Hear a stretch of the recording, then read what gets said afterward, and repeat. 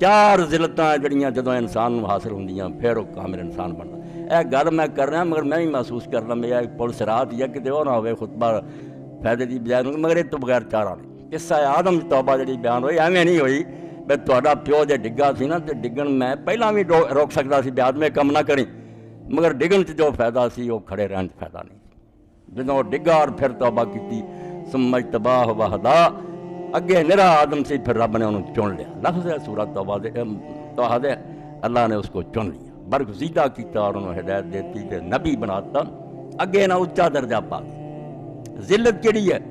عبودیت دی شرعی سمجھ لو، قصہ آدم دی مناسبت رائی کہ جڑا ذلیل ہون واسطے انسان پیدا ہوا۔